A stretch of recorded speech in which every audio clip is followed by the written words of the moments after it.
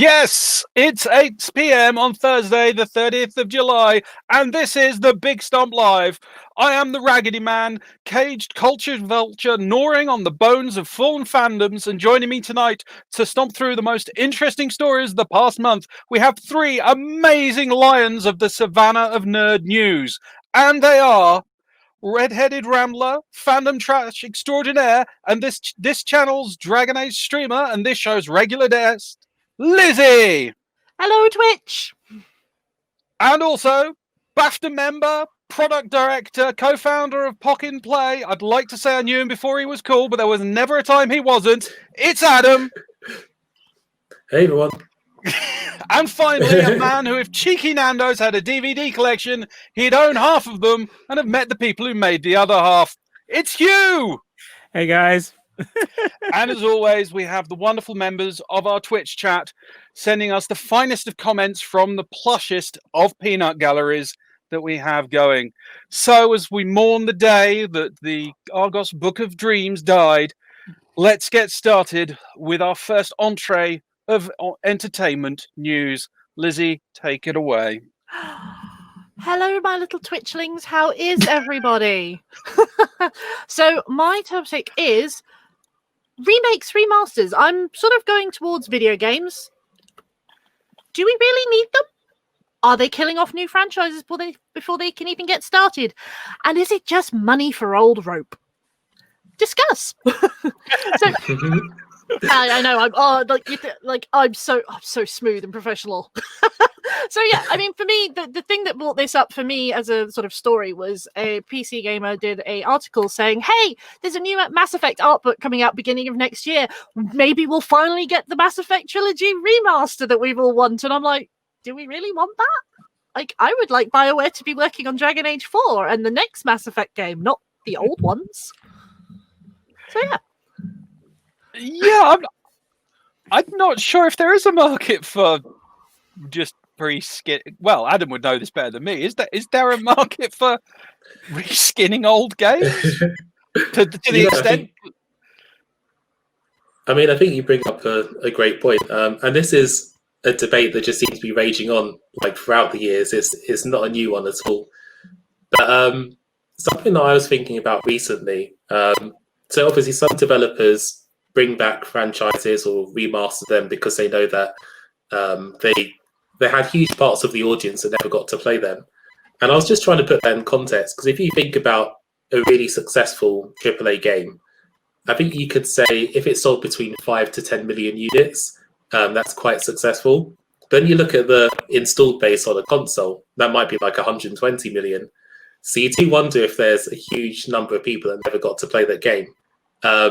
And then also, is there an advantage to maybe bring an older game into a new generation because perhaps the performance wasn't so great at the time, or I know it wasn't easy to access. So yeah. So to give it some context, the Mass Effect trilogy was released between 2007 and 2012. So that is 2 console generations ago, and by the time it starts to be rolled out, should it be rolled out, that'll be a decade after it was originally launched. So that's quite a bit of time. Don't forget it was an Xbox exclusive to start with. But it is now on Steam. No, I know, but there was that whole thing about taking your characters through the franchise. So if you didn't have an Xbox, No, it was on PC as well. And PC, sorry. Yeah. For the PlayStation fans, like yourself, it was one of those things where we had to wait. We actually got a friend who was so annoyed that we hadn't played Mass Effect, he gave us an Xbox. That would have been me as well. Yeah, it was a reconditioned old one. But the thing was that once we realized you could carry your character through, it was like, well, now we have to keep buying it on Xbox until the PS3 version came along, and then that had issues. So I think you're right, Andrew. There is this. It's been a while, and there's been issues around the game, and I think this is Adam's point. Absolutely, that it's one of those things where it's quite possible that that's maybe not the best example of what you're trying to say, Lizzie. I actually get what you're getting at here, and even if it's not necessarily video games that bug me, because my partner's always buying the new versions anyway, and then she doesn't like it, it goes into trade. But she's, she's so used to the idea that there will always be the same franchises. Everyone knows how it works. It's even more clear cut a business than film and TV if you think about it. With gaming in that sense. The indie games go up to a certain size, and then with the AAAs, it's just the same old, same old. But I think you're right in that fundamentally it would be really nice to see new IPs generally in every stream. It'd be nice to see fresh ideas, and because after a while, you can't help but get jaded. I mean, sure, Adam's right. There's a younger generation coming along. They might be like, oh, this is interesting. We haven't done this yet, but they'll want to see it in the way that they're used to, in the formats that they're used to. So you're going to have to capture them. But if they're not interested, then what do you do as a company? You've bet big and lost. I mean, using Mass Effect again as the example, because it's the one that sort of started. I have the original Mass Effect trilogy on PC.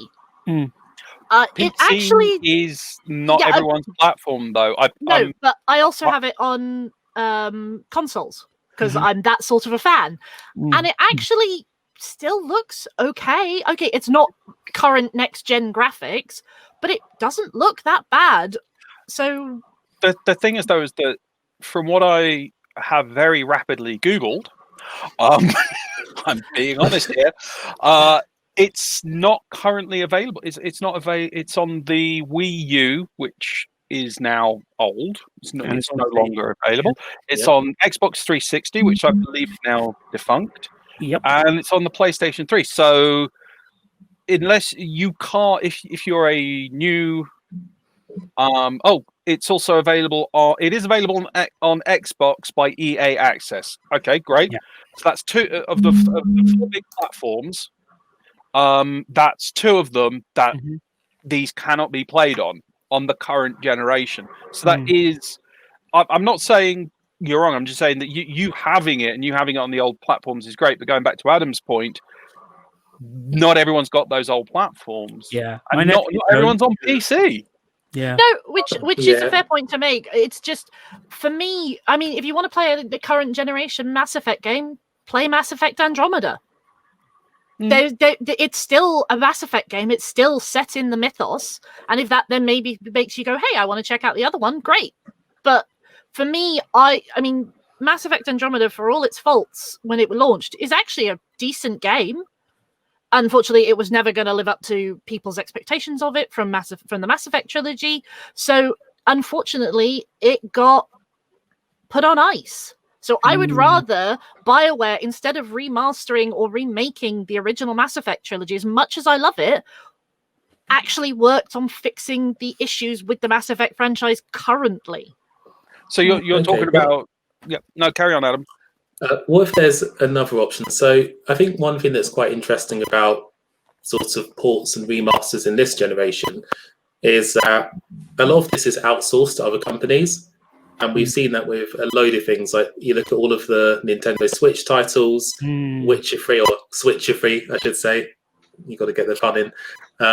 Doom, even Crysis, and they're all handled by third parties, which I guess it utilizes their expertise to bring games from perhaps obsolete platforms to new platforms, whereas the actual core development teams can now work on new IP or continuations of those franchises. So perhaps there's a compromise in between. And just for me, I mean, I've worked on a game which was actually, I mean, it's a really sort of amazing, high quality web game back in 2014. And it was only up on the website for like a year because web technology was starting to change as well. It was no longer possible to use things like Unity plugins in your web browser easily. But eventually the game was actually ported to Steam, so people could now play it on their desktop. So it revived something which was actually, almost dead. And I think that's a good way of reviving almost obsolete games. Quick question to you, Adam. Even if it's just comparatively, what's the price difference between developing a game and porting an old game to a new platform? So, I mean, I couldn't tell you an exact figure, but it'll be a fraction of the cost. So we're talking like a tenth, or it could be that even. Yeah. I mean, lots of modern games cost hundreds of millions to create, but to port it, it's not going to be anywhere near that. So it's effectively a quick and easy shoe-in that's got a built-in market that's going to roll in some cash. Exactly. Obviously, there are always potential issues with porting and new platforms. Yeah. But I think often software technology makes it actually easier to do that nowadays as well compared to before. Yeah, but we're not talking about porting a game here. We're talking about remastering it, which is an entirely different process. That was going to be my next question. Improving the graphics on an already doing a graphical reskin, is that significant cost? You've already got the artwork. I know you're not just getting the slider and moving it up a notch. You're having to recreate the art. But is the recreation of the art still a relatively cheap process, or? So with a lot of art recreation, a lot of that is outsourced as well. Right. So yeah, I mean, it is possible. I'm sure that possibly yourself, Andrew, have worked on a title where there might be a lot of outsourced art at one point in time. Yeah, and it can be done quite cheaply. But obviously, it can also affect the original quality. Yeah. Sorry, bringing the original quality of the game to a new generation in a remaster is also quite controversial because it's not always exactly the same. It is actually different. Yeah. I mean, the question I'd have to you guys is: do you think the release of these things is that much of a detriment to the market as a whole? Because we said it's for the company, it's a relatively cheap shoe-in. For the existing generation, it's a means to play something the older generation rages on about and says, "Oh wow, this is really great. You really should play this." And it now means the new generation can, so it removes that gate. Do you think it actually, or do you know how much of the mind share and the market space these things take up, or is it just a nice thing that turns up and then gives people the money to make the new thing? I mean, for me as a consumer, because obviously I don't work in the games industry. I have never worked in the games industry. I've worked in the retail side of it. So for me, if I'm going to a store or going online to buy a new game, and I see that there's an old game that I've already got, but it's remastered or remade, I don't want to spend money on it again that I've already spent because there's another game out there. Like, you have to make a choice as a consumer. Do you want to spend 60 quid on a game that you've already played and but it's had a facelift? Or do you want to say maybe put that 60 quid towards a new IP that you haven't played that, okay, it could be awful, but it also could be the new thing to sort of, but as from a business point of view, surely if someone is spending 60 quid on an old game, it then means that there isn't money going into new franchises. It means there's money going into the pot. Yeah, there's money going into the pot mark to make thing happen and go.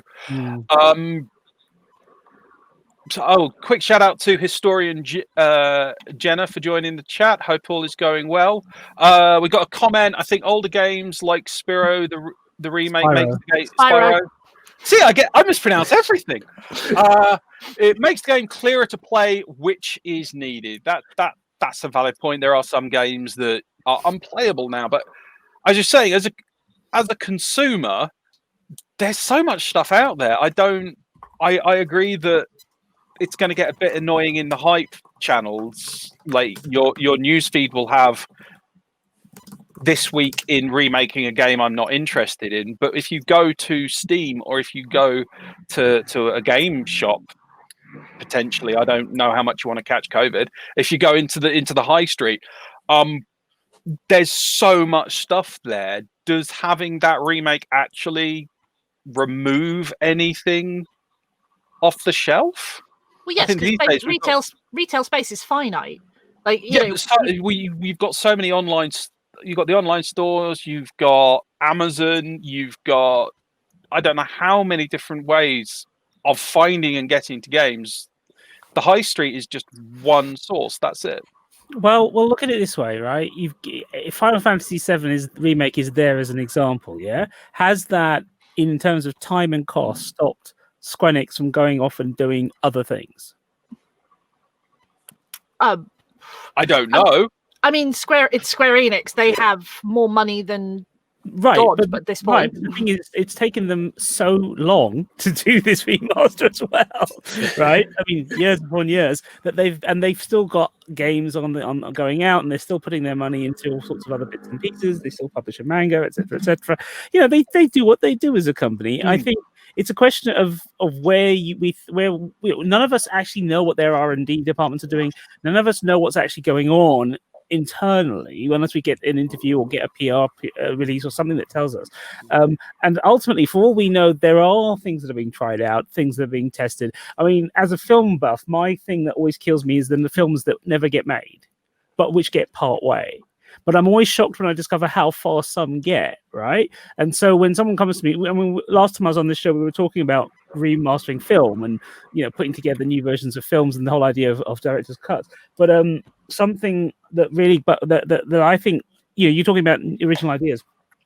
It does bug me occasionally that somebody will say, right, well, we're going to spend this much money on a director's cut of this film, and the film that I wanted to see, so let's say French director Christophe Gan's version of Nemo, which was incredibly high budget for a French movie, special effects, all the rest of it is storyboarded, very close to getting rolling on the cameras, funding falls out. And he has to go and make something else, and he ends up doing the French live-action remake of Beauty and the Beast before the Disney one. You know, I'd rather have seen Gans's version of Jules Verne, right? Because we're always seeing American versions of Jules Verne. I'd rather have seen it. We're not going to see it. We may never see it. You know, Guillermo del Toro's Mountains of Madness. We're probably never going to see it, right? So, yeah, there are, but at least these guys got part way towards trying to make this IP. We just didn't know until it was too late. When I met del Toro at Fright Fest, oh, God, when was it? 2008? When did Pan's Labyrinth come out? Anyway, I was queuing with everyone else to get a signature, and when I got to get my Hellboy DVD signed, I asked him about the Western he wanted to make, because for years he talked about making a Mexican spaghetti Western. And he said, oh, yeah, I've got this idea. I want to do the Count of Monte Cristo as a spaghetti Western. And I was like, oh, my favorite things combine. It's Dumas and spaghetti Westerns in Mexico. This is amazing. And then I hear last year or the year before on the Shape of Water PR tour, he's going, yep, it's not going to happen now. Never going to happen. At best, if someone wants to come to me and says, hey, I'd like to make that, he'll say, I'll go, yeah, fine, you can do it, I'll produce it, but I'm not making it. And so there are things that happen that people try to do along the way, and maybe they don't get made because, as you say, the shelf space gets put towards something that's just a remaster or a remake. You know, maybe that's the case. Maybe not. Maybe the reason the remaster comes along is because they were trying to put something else there. I mean, when I was at ADV and we had to do Evangelion, you know, we'd done enough editions of Evangelion fairly quickly in the UK, and then the Americans announced Platinum, and I said to my boss, we can't put this out straight away. We can't do this as fast as the Americans. She's like, we have to. And I'm like, but why? We've just done some Evangelion. It was the whatever you call I can't remember what the 6 episodes that were slightly redone were called as a 2-disc set. Anyway, she was like, no. Quickly to comment, regards to Square Enix, this year, which is the same year that the Final Fantasy is coming out, they've got 9 games coming out this year. So they haven't exactly just been doing Final Fantasy. Before that, yeah. But Square Enix as a company have always been willing to take risks. That's why Final Fantasy became a thing, because I'm not going to butcher the man's name, decided, hey, this is my last hurrah, I'm going to make a game, I'm going to call it Final Fantasy, and then, oh wait, people like this. So they found a format that works. But the thing about Final Fantasy is we're on 15, I think, at the moment. However many we're on. I think they've all been radically different, but but they're the same format, which I don't have a problem with. Like, as somebody said in chat, as Historian Jenna said, something like Tomb Raider is an old IP, but they keep doing new stories. Oh, and there's also a Real History episode about Tomb Raider. Quick plug there for the there is a Real History. I did not miss that. I missed that bit. I do apologize, Jenna. Jenna, I would have said it if you gave me 30 seconds. So But for me, like the Tomb Raider stories, okay, yeah, it's still Tomb Raider. It's still Lara Croft in a pair of booty shorts running around the ancient tomb, completely destroying the historical value of it. But it's different stories. Like it's different. The different magical MacGuffin that she's got to save. Even the terrible games like Angel of Darkness and the Tomb Raider one where she looks like a fish. You're basically saying you want to see different games. Tell But I me think new just- stories. Don't give me the same story again. I think just to maybe back up your point a bit as well. I mean, the industry in general it's an industry of compromises. There are literally hundreds of games released every week, and you're right. There is finite space on storefronts, on shop shelves, and it is all competing for people's attention, for people's money. But I think it's quite interesting on the point of Square Enix, because Final Fantasy VII Remake was actually in quite a bit of development hell for a while. Originally, they did actually outsource it to another organization to do. Then they had to take it in-house because it had development and direction problems. This is some stuff which has been widely shared by them. And therefore, it did take up one of their business divisions and potentially hundreds of people to make that into something which was sellable. So even though it has been a really big success, perhaps there was a space where there might have been a new property had they not been working on it. The reports I've heard is that essentially the Final Fantasy remake is a complete, there's sufficient content in it for it to be a new game, is what the people playing it have been saying. But from what you've been describing, it sounds like these remakes sound like a great way to get a bunch of cash in that you can then use to fund other developments. BioWare have had a couple of... They've got Anthem, which sold a lot and then got abandoned by everyone. They got Andromeda, which I'm not sure how well that did, but seemed a bit so-so. Shadow Realms, I'm not aware of that kicking off. That got cancelled. So this is going to give them... That one died. Yeah, that one died in its face. So this is going to give them a nice, big, relatively cheap, big cash injection so they can then go and do the reskin. Do the new IP, which sounds useful to me. I mean, okay, I don't have an inside track onto the BioWare, like what they're making on, but as far as anyone is aware, BioWare is working on one thing only at the moment, and that is Dragon Age 4. Because they had another IP that they were working on, but because Andromeda did so badly, it got canned. For which they're going to need cash, and if they get someone else to do a reskin and bring the old game up to speed, they've just got they've got a massive cash injection, which means they can carry on polishing the new product. So I don't see that as being, I think often healthy. Yeah, often it's seen as one way to bring in a long-term revenue stream. Sometimes it works really well, sometimes it doesn't. But I can definitely see sort of the business minds debating, like, should we put more money into just a new franchise? Should we revive something? I'm sure Hollywood does it quite a lot as well, so maybe there are some similarities. Obviously, some of the IP's been around for a long time. Like Lion King is very old. Even though I say Lion King's old. You're old. No, I'm not. Shut up. But I mean, relatively speaking, because you think about how quickly media moves along, and how new generations have come into the world. And I'm very well acquainted with the 2D Lion King, amazing. But I can kind of understand from Disney's perspective. Well, if we bring it back, perhaps we can get a new audience, but also make something that could give old-time viewers a sort of new look on it, that perhaps they can experience with their family or their children or whatever. Sometimes it doesn't go right. I know that it's divided critics, to say the least. Well, but it's interesting. I mean, it's not just critics. I mean, set on a sales front, it's an acknowledged phenomenon that you will be able to sell to an older market the reissue of the original film, while the remake gets the younger audience. I mean, this is just a fact of the home entertainment business. So it actually does do that. Sometimes it exploits the divide rather than brings them together. But I think, and I think you also have other messier things where, like the recent Star Wars reboot, which my nephews love, and they're perfectly primed for it because they grew up on Rebels and Clone Wars, and so they're into that level of Star Wars. And then you get all the older ones going, So I guess I think you're right. I think in the ideal world you'd bring everyone together with it. I think in reality most companies would just settle for, we have segmented market, and instead of going through all 4 quadrants, we're going to send this. This quadrant will buy the Blu-ray, this quadrant will stream, that quadrant will go to the cinema. I think that's where we probably are at the moment. Okay. And as Hugh has brought up the horror that is the Star Wars fandom, we're going to roll on. Jesus Christ. We are going to roll on to the next topic, which is going to be Adam. Take us away. Woo.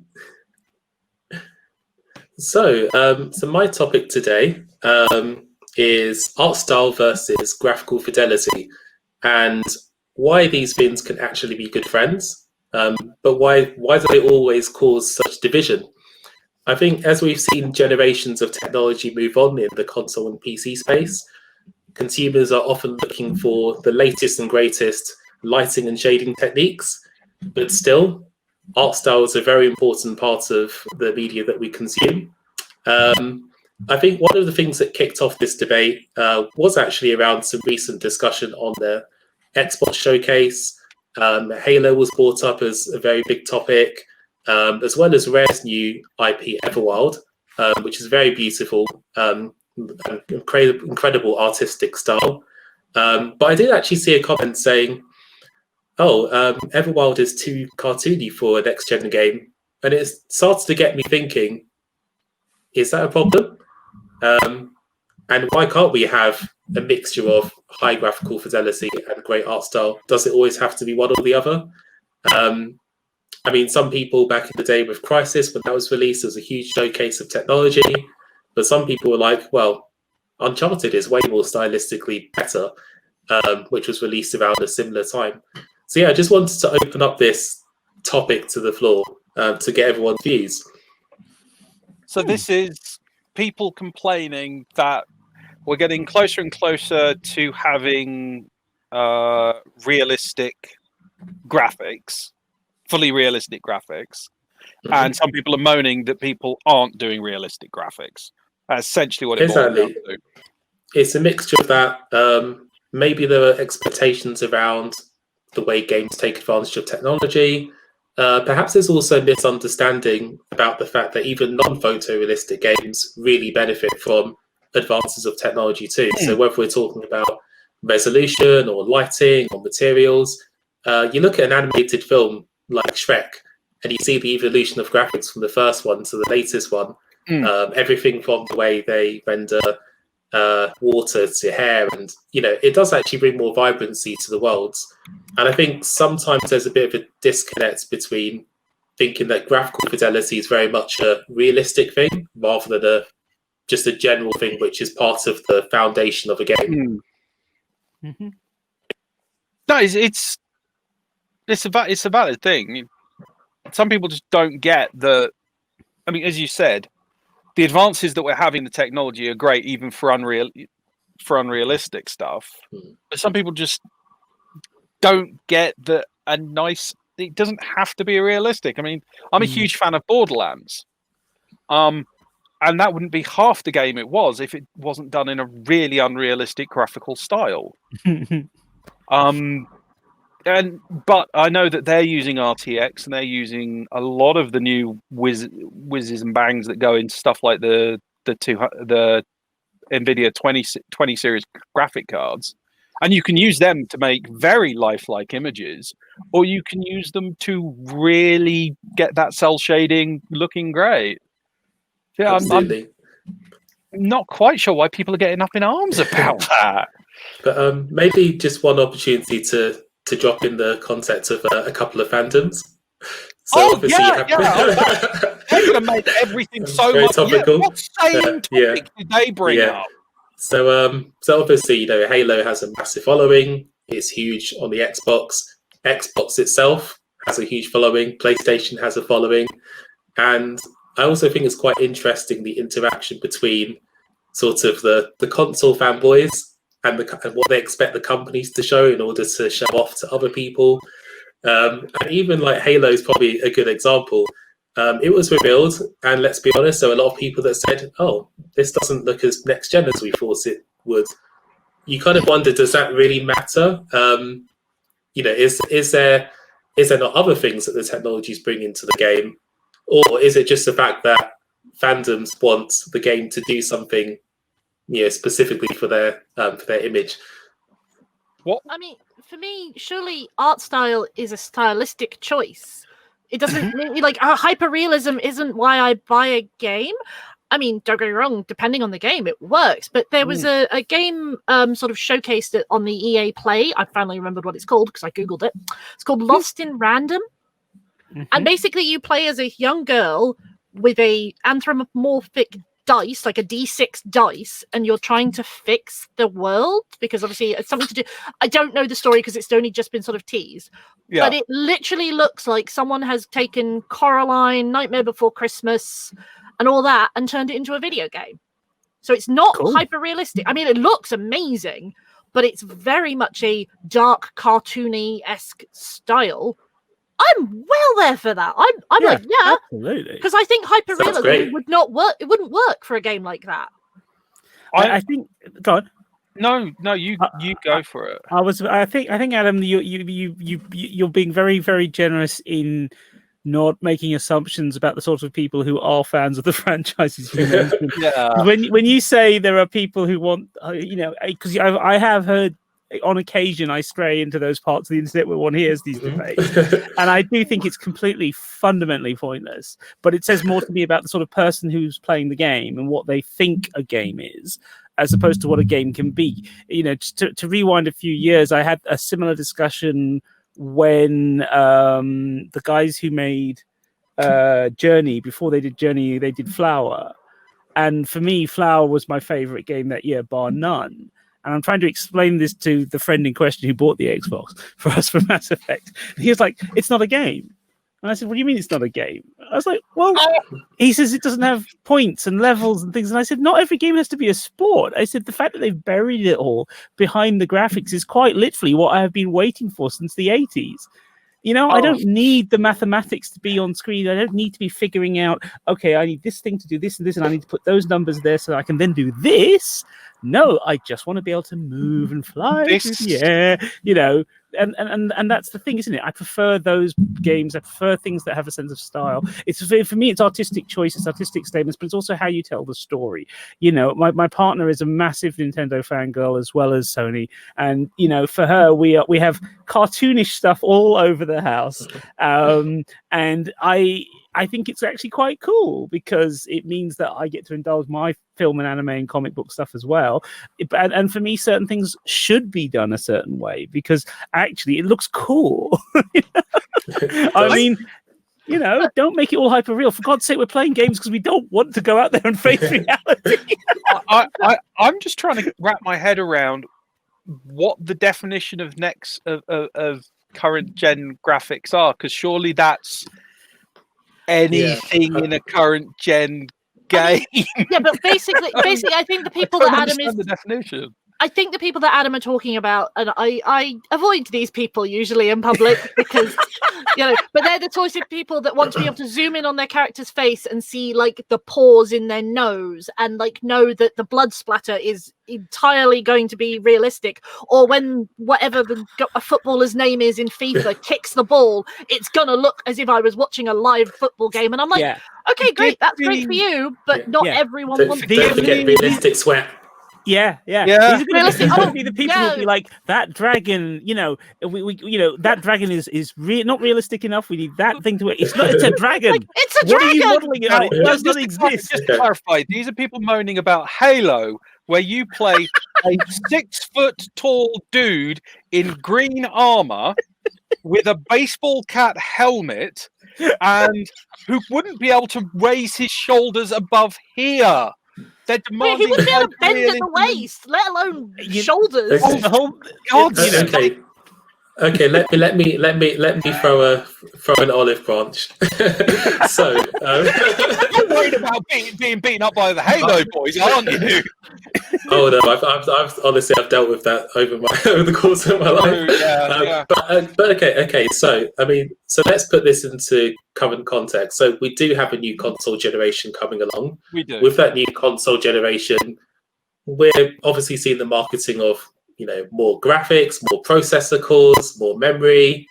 All of these amazing things that these consoles can do. And if the rumors are to believe, these consoles are also going to be really expensive, perhaps a higher launch price than previously expected. So, the PS4, I think it launched in the UK about £349, but we could be looking at like, 450, 500, maybe 500. Even more. And they're having to compromise with digital editions where they might get more store revenue if they sell digital copies. So when you have these promises of new technology, as a consumer, I guess there's a argument. Hold on a second, I do want some demonstration of what this tech's going to give me, or why don't I just stick to my Xbox One or my PS4, or even Switch, which again can do some incredible things too, given I'm the really size of the impressed hardware. what it can do. Plus, you're talking about the console market, which, unlike the PC gamer market, it's not used to shelling out, a grand to a grand 500. Exactly. Yeah. I mean, you can run most current generation games on a fairly old machine. The top end. Sure. Top end of PC gaming is in the thousands. The top end of console gaming isn't. So going from 300 to 500 quid for them. It's not uncommon for people to spend the same on a graphics card as people are going to be spending on this new PlayStation. So that's a big world. You can buy you can buy a ready-made gaming PC for the same price as a Xbox or a PS or a PS4 or 5. I'm completely confused. But you should put it together yourself because it's a lot more fun. But if you say you're like me and you're technologically challenged, I would rather go out and just buy one off the shelf. I'll talk you through it. You'll have so much fun. You'll never be. No, I tried it once. I tried it once and I didn't like it, so I'm not doing it again. And I have a mark. Wow. I have an in-house technical department. Okay, so going back to the whole graphic thing, I, much like Hugh's other half, I quite like cartoony graphic styles. Don't get me wrong, I play realistic games as well, but one of my favorite franchises is The Sims. That's not realistic in any way, shape, or form. We have got a comment from historian Jenna. Something like Cupcake looks simple. Cuphead, sorry, looks awesome, is really simple. I'm going to go back to Adam's thing here and put out the olive branch. It is really simple, but there's a lot of tricks going on in it to give it that old hand-painted style. Because they basically animated what looks like hand-painted cartoons, which is a very impressive trick to do. And I reckon if Cuphead came out on the next gen console, there is more they could do with it in the background that you might not necessarily notice. So I think even with simple games, there are things you can do with higher graphic top end. Because one thing I have come to know very well living with an artist is if there's something more they can add on to it, they will. And they will. And yes, we have to take it away from them. I think I'll just say that it kind of brings me back to the earlier point, the disconnect between perhaps gamers and the industry and their understanding of the technology. And I think to be fair, companies like Microsoft and Sony, even next gen PC manufacturers, Intel's, they do need to give you reasons to believe in that technology beyond just we can make rocks more photorealistic. But let's go back a couple of decades to the Dreamcast launching. You started to see these really amazing cell shaded games. The technology enabled you to do things like Jet Set Radio, which wasn't completely possible in prior generations, or at least not to that fidelity. And I think we could expect a similar thing in the next generation. We talk about games looking like Pixar. well, what if the lights and the environmental effects and the post processing were at that fidelity? What if we do talk more about the expansiveness of worlds and the potential improvements in AI, which are things which I think have, many people would say been kind of neglected, or they haven't really moved as much over the last couple of generations. AI in a game on the Xbox Series X may not actually be that much better than a game from the Xbox 360, unless the effort's actually put in. But you can say, well, with this processing power, now we could potentially do that. Yeah. And I mean, I think. Oh, sorry, Andrew. I was going to say, I think it's also interesting if the first thing you're going to bring out is Halo, that's going to appeal to a very specific kind of big G gamer, whereas there are other things that are going to appeal to a less hardcore, more broad audience that can be looking at stuff and going, "Ooh, that looks really nice," which is using that graphic fidelity, but using it in an artistic rather than a replicative manner. To try and edge in a fancy word, you were going to say. Station Controller brought up Untitled Goose Game in a moment ago, and graphically speaking, it looks like. Do you remember those fuzzy? Do you remember fuzzy felts? I mean, I'm probably dating myself horribly right now, but like, fuzzy felt is still a thing. Okay, it's fuzzy, but it's very reminiscent to me of like making pictures with fuzzy felts. It's like simple shapes that, on a background. There's not really lines. There's not much detail to it. But Untitled Goose Game was huge. It did really, really well. And like, as from what I can tell, it was played by FPS gamers. It was played by more story-driven gamers. RPGers. It was played by a wide sort of arc across the gaming pie. Because let's be honest, I'm not an FPS gamer. I don't care if like the blood spatters are rendered in high definition and all the rest, because it gets in the way of the story. Depends on the game. Yeah, but again, it depends on the game. It also depends on the gamer, because we're all gamers, but we're all different sorts of gamers. Oh yeah. Like think about it. WoW has got the most cartoony style you can possibly imagine for a major game. I mean, it's making money. That's having a huge update coming with the next box set to start using the capacities of the RTX style capacities to improve things like draw distance, to improve what's happening around the place. The art style is saying exactly the same. I think with something like Halo, you've also got the issue that it's a very, very established art style. It has got a look, and if you change it too much, because it started out not being realistic, it started out being kind of action, serious cartoon stuff.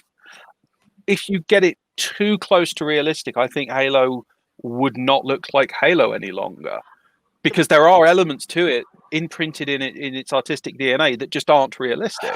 I mean, the problem with Halo originally, though, was that they did not have the graphical capabilities to make it realistic. Yes. So they were defined by the limitations of the technology. With something with a series like that limitation has embedded into the art style. It's an inevitability of a really long running franchise that some of your art style is going to be based on what you could do when you started the franchise, which is a tricky situation to be in. Give and take. yeah. So I'm just looking at chat. They're all like, no, fuzzy felt's still a thing. Yeah. I'm like, I was just going to mention one more thing on the Halo situation. I think another thing that Microsoft is perhaps a little bit guilty of, and this has happened throughout history in the industry, is they showed a really, really nice tech demo at E3 once, and the E3 demo perhaps doesn't look like the game, and we can obviously explain why that might be the case for various reasons. A game is different from in-engine. We hear in-engine all the time, but again, I think there's a level of expectation management which perhaps hasn't been hit as well. Yeah, I mean, it's going to be an interesting one. The other question I've got is how much can you underuse the graphic power of a machine to speed things up. Like taking, for example, something like Cuphead. If you're only using like 50% of the graphics in the console, does that mean it will work faster and smoother, and you can have more crap flying around on the screen? Can you horse trade like that with unpacked? So it's possible. I mean, so you know Ori and the Blind Forest? Beautiful, beautiful game. Yeah. So that is being ported to next-gen systems. It's going to be on the Series X, and as well as improving a lot of graphical elements and really pushing the resolution up to the maximum, it's going to run at 120 frames per second, if I'm not mistaken. Nice. Now, there are all sorts of frame rate debates out there, but whether it's necessary or whether you can tell. But that being said, they found that they could use a lot of this extra power to seriously boost performance, and that can give you a new look on the game and a new feel.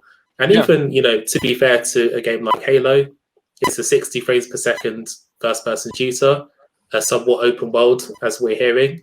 Yeah. 60 FPS games on console haven't been that common in recent years.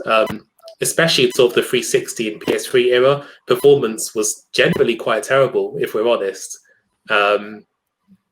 So yeah, I mean, if we're in an era now where a lot of that power can be used to boost performance and make the game experience feel better, I think it's a worthwhile usage, whether that's for realistic games or non-realistic ones. Yeah. We've got a comment from the Peanut Gallery backing you up. We got Just Mark saying graphical quality isn't just a matter of hardware power, it's also a matter of programming skill. Early programs in the 80s made system do things they were never designed for. So I think that's, as you said, the 120 FPS, that's not something a lot of consoles really can achieve. So if someone's pulled that off, good play to them. You were going to say? No, I was just going to say that, it's one of those things. I think it's just a choice. Like certain games, the art style does need to be realistic because, I mean, Smart brought up The Division. The Division I've watched him play it. It's a beautiful game, but it needs to be a realistic look because of the subject matter. But then you take, say, a game like was it called Unraveled, where you played the little like yarn guy? And Unraveled, Unraveled is beautiful, not realistic. It's very sort of children's storybook. Great, isn't it? Yeah. But it's that would not have worked as a realistic graphics game because it would have lost the whimsy. Like again, it's when you design a game, you have to make a choice before you even really do anything of what aesthetic does my game speak to? Does it speak to hyperrealism? Does it speak to the more cartoony? Does it speak to the more sort of esoteric, like Limbo, which is basically as far as like it's all like black sort of silhouettes with a sort of black and grey background. Okay. Yeah. So and I think I was just going to add one more point. I also love when sometimes the two areas can come together. So if you have a look at something like Unravel, they managed to mix this really beautiful art style with some kind of like realistic materials in there and some interesting physics. You look at some of Nintendo's games recently, like Yoshi with his kind of yarn type style, but they've used realistic properties in order to accentuate that art style. So it's quite cool when you see a marriage between the two. Cool. Well, 3 things we've learned. Halo fandom is still garbage. Graphic styles are a matter of compromise. And thanks to Just Mark, fuzzy felt was a Second World War invention. So, moving on from that, we have Hugh. Hit us up, Hugh. Okie dokie. So, for our third topic tonight, there's a movement on at the moment to clean up advertising. Okay, the idea that advertising is supporting things that have morally dubious purposes, and that movement is gaining some strength and has had a few minor victories over the last year or so in newspapers and online. The thing is, advertising is really important as a source of funding for a load of things that geeks love. And if not the actual objects or the creation of the products, it's for the channels that then advertise the product so that you can find it, buy it, and they make money. However, we've had this steady expansion of crowdfunding, and crowdfunding as a method. First indie people and now corporate creators and distributors also making use of it, although quite often it may be a business that's incredibly small, very lean, and they can use this to get really geeky stuff out because they know that if only 1,000 people want it, you can probably get those 1,000 people to pay for it ahead of time. And there's a huge thriving crowdfunding arena for niche tastes, minorities expressing themselves and representation in various media and forms. So my question is, do we think that the growth of crowdfunding can continue in order for the geeks and the things we love and the things we've mentioned here tonight? For example, Lizzie's point about wanting new IP. Is it going to grow to the point where the old ways will atrophy and die out, or at least shrink because they need advertising, and it'll be about direct sales, direct consumption directly between creators and consumers? But what does that mean for the biggest geek things, the franchises, the characters, the iconic ideas, that the stereotypes and the archetypes that still get their love after 50, 60, 70 years? Will we ever see any of those again, or is it maybe the last gasp of some of these? I mean, I think for big companies, say, I'm going to use Wizards of the Coast as an example because they're the first one that popped into my head, I'll be honest with you. Mm-hmm. They advertise because they have the budget for it. Like, old school advertising is very expensive. Yeah, well, it was. It's not as expensive as it used to be, but it's still pretty expensive if you want to reach a wide number. Yeah, advertising budgets are huge for companies like Wizards of the Coast, but they also already have an audience, so they know that if they get an advert out and only so many people see it, but they will then tell their friends who are also into Dungeons and Dragons or whatever else that they're doing. But I think for smaller things, like as we were talking, like new IPs going out on Kickstarter and other crowdfunding sort of websites, I think they just can't advertise in that way. I mean, they can do like Facebook blasts and Twitter things, and it might get picked up by a few people, but advertising, I don't think they can reach the audience that would justify advertising. Well, to be realistic, I'm going to have to say, I don't think what we're talking about is a change in advertising. You've still got to get people to find out about your Kickstarter. You've still got to get people to sign up for your direct sale. So there will still be advertising, and there will still be ways of getting, either getting your message out through PR and getting people to write about you, or by just directly buying space on whatever platform you get in the advertising for. So it's more what they'll be advertising and how they'll be advertising, whether they will be advertising. So okay, let me just add to that then before. Sorry, Adam, I'll let you. I just want to add something in response to that because I think this is relevant from my perspective as a marketer. So as of, what are we now, 2020? So as of 2019, last year, one of the community managers at a major games company said to me that the only reason they still spend on advertising is because the people above them tell them to.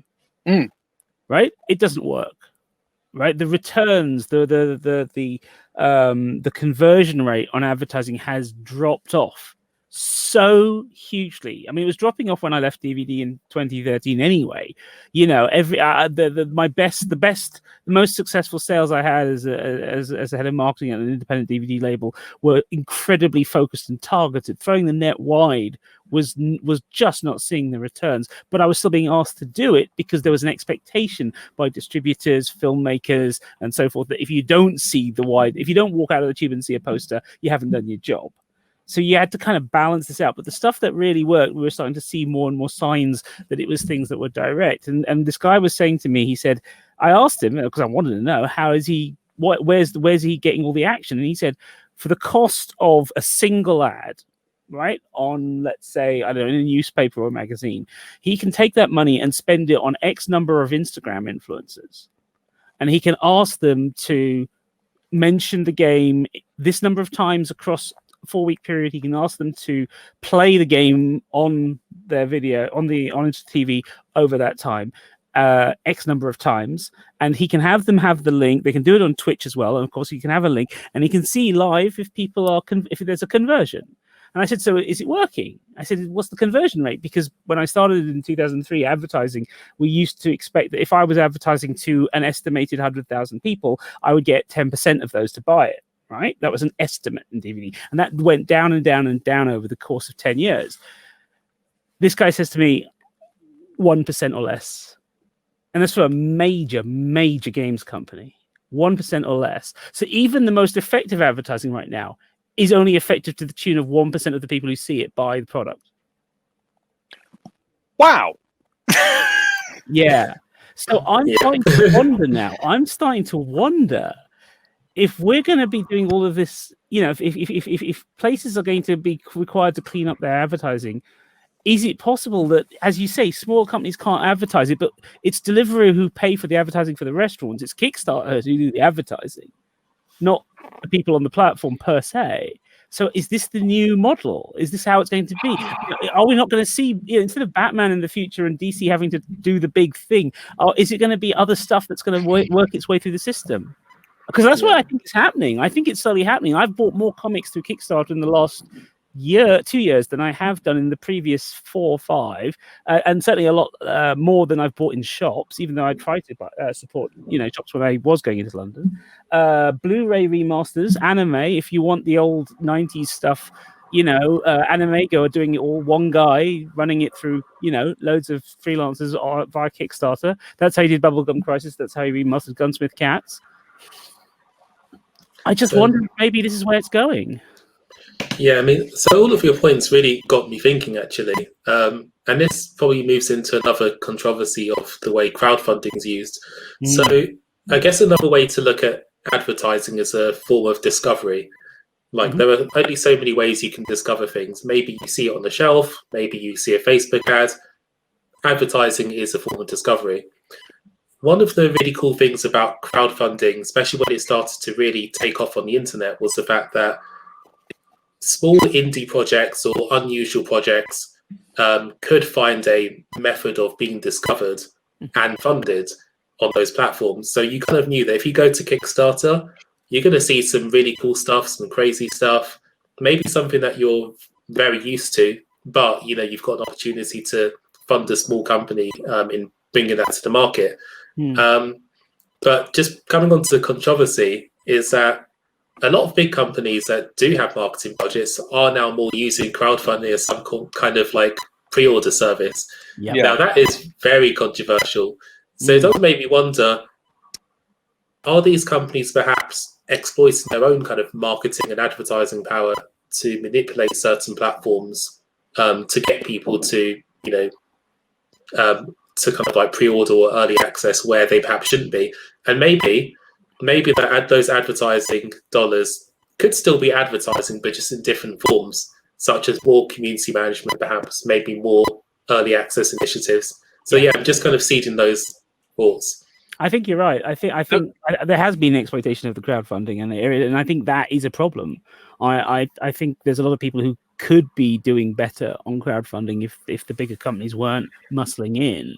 But the fact that they're muscling in means that they have an understanding of what the value of that platform is and where it can replace certain traditional channels they would have used otherwise. It's also moving. As Adam said, advertising is a part of discovery, but this is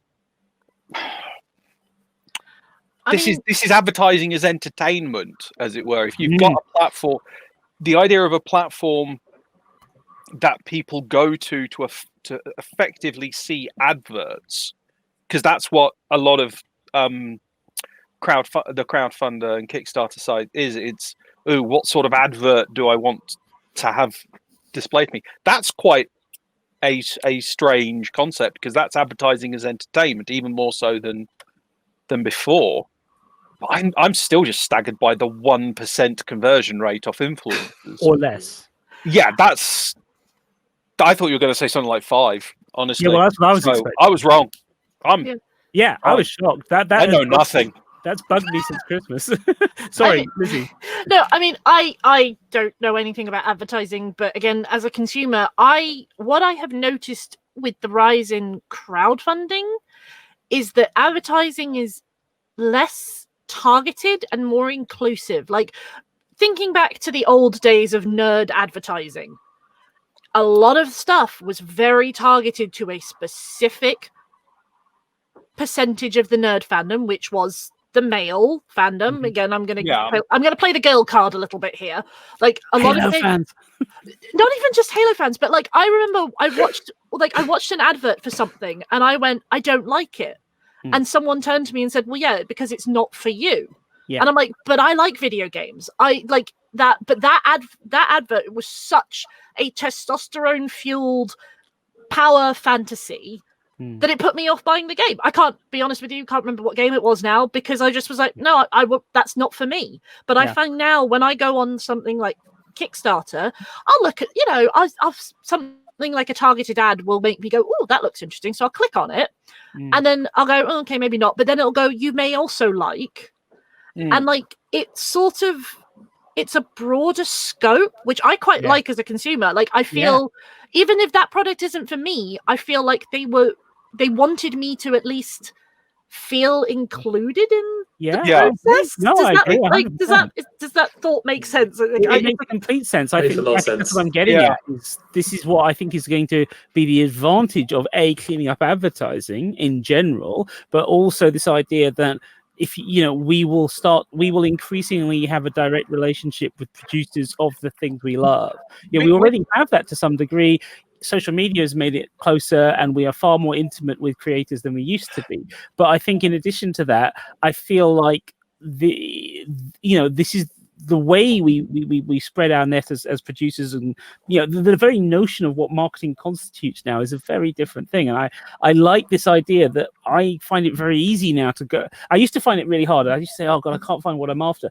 Actually, it's a lot easier than it used to be, because I am learning as a consumer to game the algorithms, but I'm also learning to follow the right people as an influencer or as a personality within an industry who will then communicate.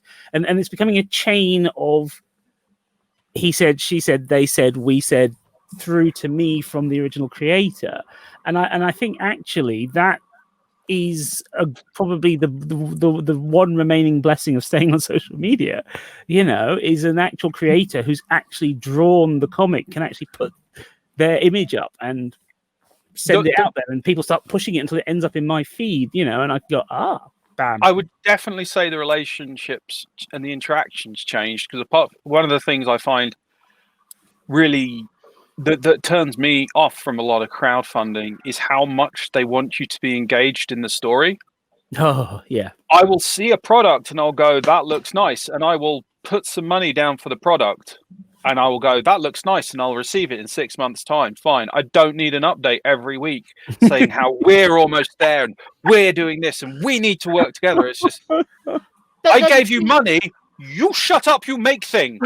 But then, see, I love that aspect of it. I love, like, if I've backed something and that, it reaches its funding goal. I love getting emails every week or so from the creator going, hey, this is where we are in the process, because I don't know anything about the process, and it's great. I love it. I have been turned off from a at least 30 or 40 crowdfunding things. I have looked at it and just gone, I will buy it once it's in the stores, because I didn't want to join their bloody fan club. It's difficult. Yeah. I think that's the personality thing, really. Too much emotional labour.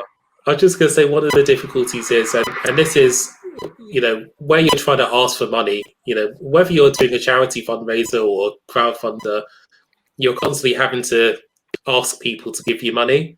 Mm-hmm. And sometimes it's a big balancing act between, how much information do you give them, how much for story, how many updates, or do you just sit back and see if people come along and just invest in the product? It's a difficult one. I totally understand there are some people who the story element is part of the extra value.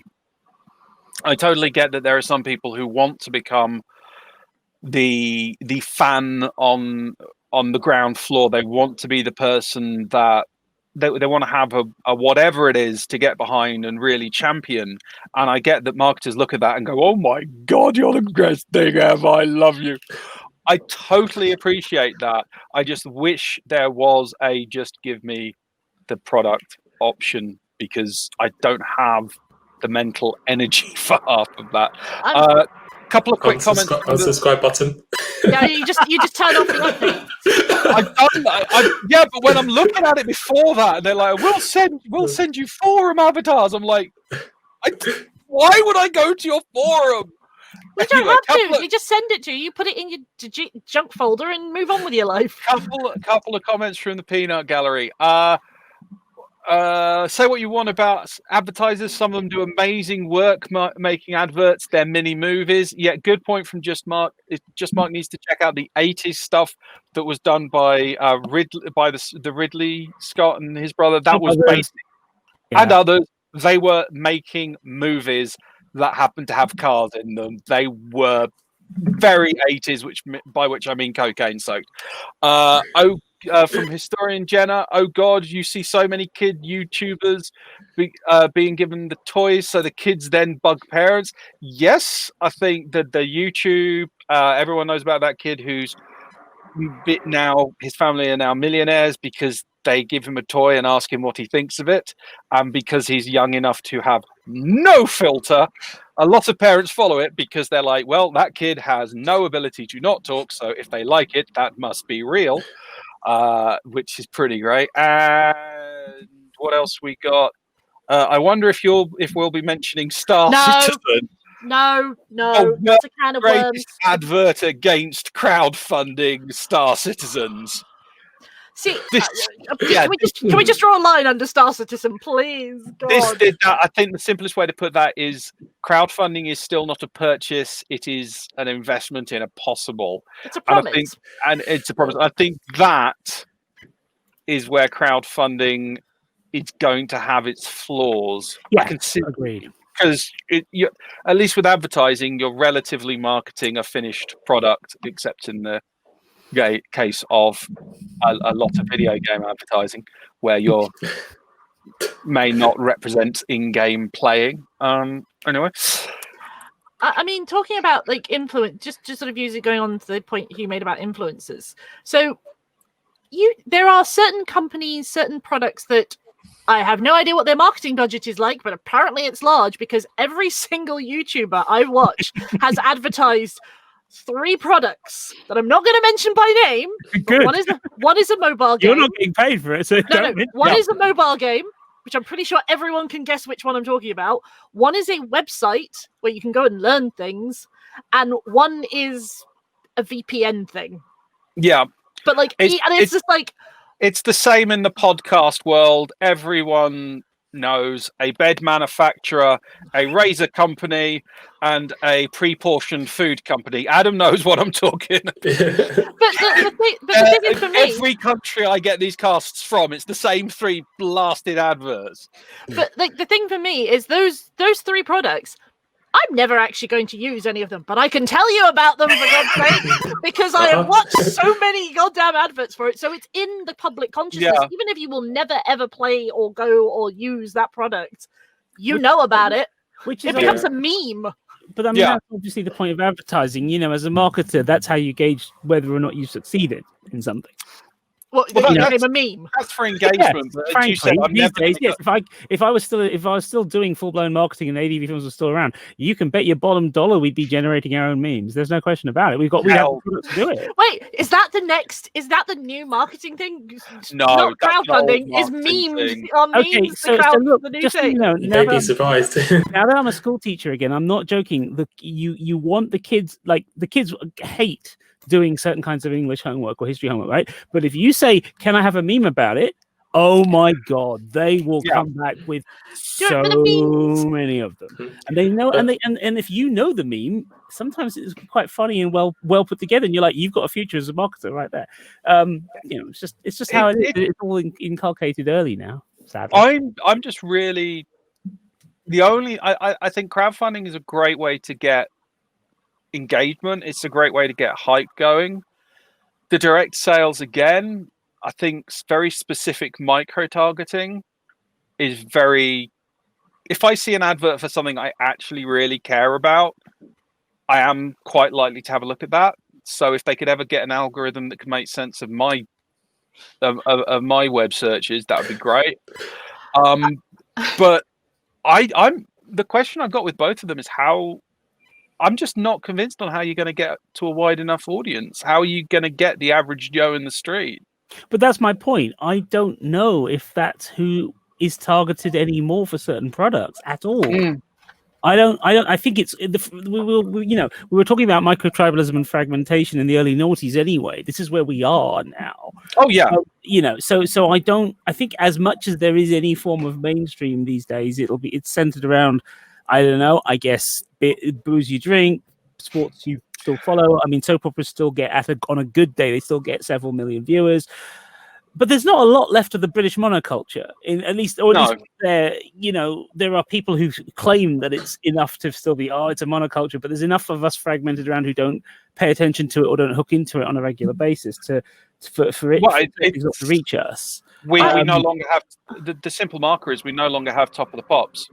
Yeah, Top of the Pops was something everyone of every music style followed every Saturday night. Until the mid-90s. Yeah. And then we got all these different platforms and the monoculture died. Everyone who was into music used to know what the top 40 was. And even if just you didn't by like attrition. And they didn't.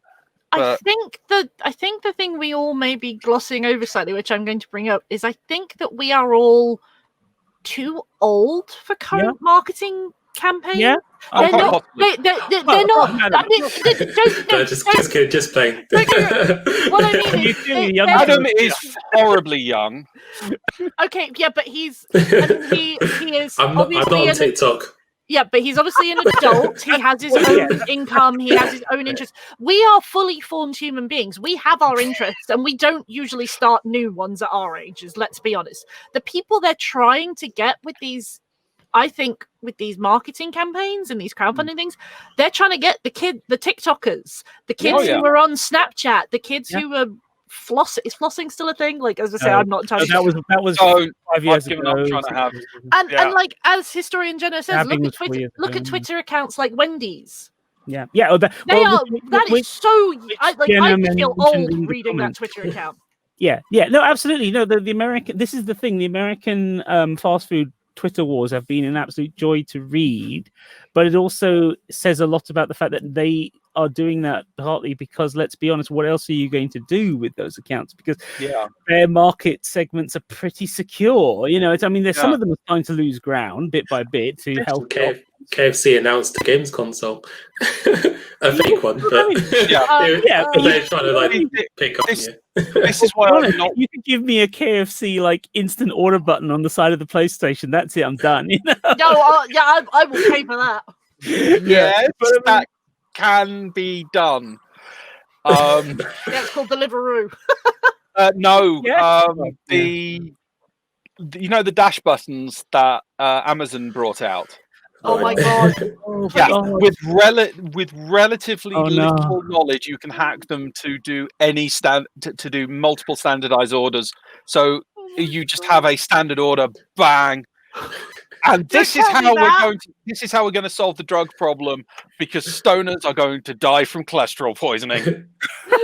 I think one thing, going back to your comment about the Twitter wars, this is why I'm not worried about the quote unquote big boys like DC, Marvel, or EA and all that, because they have got enough of a rolling a rolling interest. There are enough people already directly engaged with that. There are enough people where the direct sale is they go out looking for Marvel or DC or whomever news, like James Bond. James Bond's never going to need to do a crowdfunder. What it does is it gets in touch with its fandom and goes, hey, this movie's coming out, and then that story rolls from there. And so the thing I would be concerned about, because there's already multiple organizations that will run your crowdfunder for you. What I'm worried about is this small guy getting pushed out of the direct sales and pushed out of the crowdfunding area, because people who are doing it professionally, effectively as the next stage of markets of advertising exec, are going to have all the analytics, going to have all the experience, and they're going to have run multiple campaigns. They're going to have it down to a fine art form. The people able to afford that are going to be the mid-level people who've already got the money behind them. So the new, the exciting, the proper indie, they're going to have to. I'm not saying they're dead in the water. I'm just saying they're not. They're going to, if everything moves on to crowdfunding, they're going to get squeezed, because there's only so much money in people's pockets. I think it's important to say.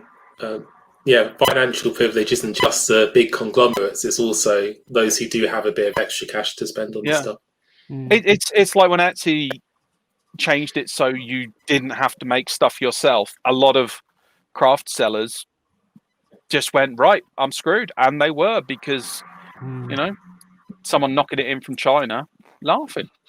Yeah, but you can definitely say that.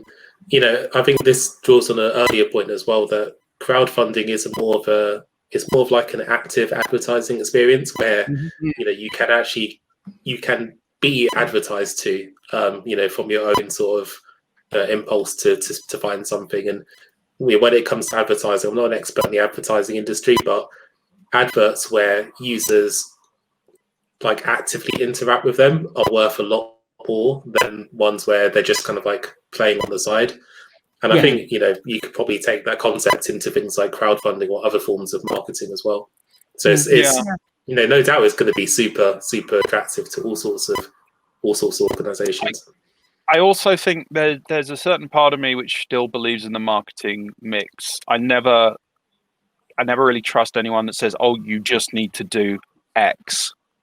It's from a lot of my experiences that you need to have multiple routes of your advertising, even if it's just reinforcement to people that have already been sold on your product. I mean, my current argument in the most recent contract I pitched for was that they were trying to reach such a variety of potential clients. We had to be across multiple channels. And because it was a manufacturing company within a chain of other companies before you get to the consumer, the use of social media was never going to get us to the consumer per se. It was always going to get us to the potential clients out there because they're using social media. So there was never an expectation that I'd get like 1,000 followers. It was always 200-300 here and there, but they're going to have to be the right people in their focus. So I think you're right. I think it does depend on the product. It depends what you're aiming with. But I mean, as Ian pointed out, as our controllers pointed out in the private chat about Bond, Bond is usually pretty much prepaid, so to speak, anyway, to a certain degree. I mean, Bond is one of those things where it's so big now. I would be really interested to see if they could get away with releasing it without any major advertising, just by telling the fans, we're out. I think you definitely get a certain number of people. I reckon it's the last franchise that you could get people who walk past the cinema and go, Marvel could do it. Yeah, is that out now? Okay, I'm going in. I reckon there's not much that can do that now, I reckon.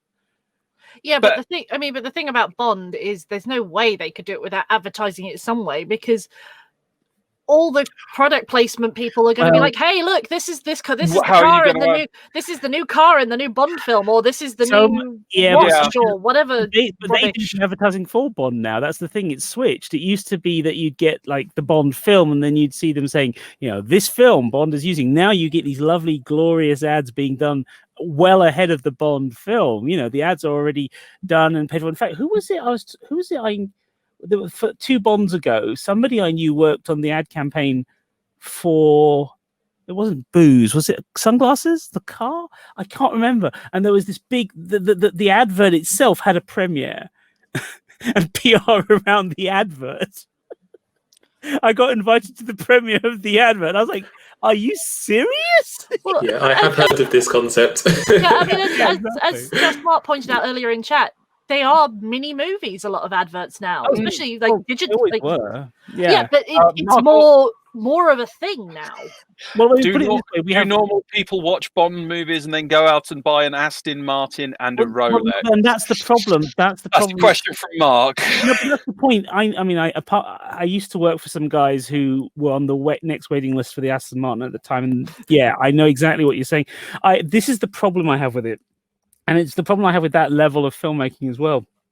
I don't feel like those films have been about Bond or storytelling or any of the things that I think are interesting film for years now. You know, they are a series of product placements and action scenes that have all been like, you know, the fact that they will use an action scene that they didn't use 4 films ago. How can we get into this one? You know, it is just it's an identity kit thing of piecing it all together and then saying, okay, now what's the script we're going to wrap around it? They've got a product to shift. Yeah, and it's like nobody I know is going to watch this stuff, like buy this stuff. Sorry, I mean everyone aspires to it. I mean Ian, you know, let's be honest, Bunkazilla's founder, if Bunkazilla was rolling in it, you know, he'd be walking around, driving around. Yeah, you know, he'd be in his full Bond kit instead of doing Jason Bourne. But no, he'd be just secret millionaire. He'd be just as funny go lightly. Yeah, but to me that none of that judge. interests me anymore. And even when I was a kid, it was pointless. But I think some of these adverts are probably just to try and keep brand in the public consciousness. Some of them probably don't even need to advertise. It's just it's just public masturbation of companies' brands. Sorry. I think with Rolex and with Aston Martin, I don't think the average person is going to go and buy them. I think that is unlikely. I think keeping them in the in the public conscious means people will look to buy a second-hand Rolex, which keeps the first-hand market churning. Okay, buy the knockoff when they're in Thailand. Possibly. Yeah, I was about to say they buy the copy watch from the guy on the street wherever. That also means, though, that when someone does go and buy a Rolex, unless they're dead inside, there's going to be a part of them going, "Yes, Mr. Moneypenny," and looking at their watch. And you're gonna have people in the showroom looking at Aston Martin going, and something at the back of their mind is just going to be going, "I saw that in Bond when I was 12, and now I'm rolling it." Oh yeah, people used to do that. I don't know if they do quite as much anymore. Probably not as much, but it does help with really high-end products. It does help with the mystique. It does help. Yeah. But given that catalog, some products. Sorry, go on, Adam.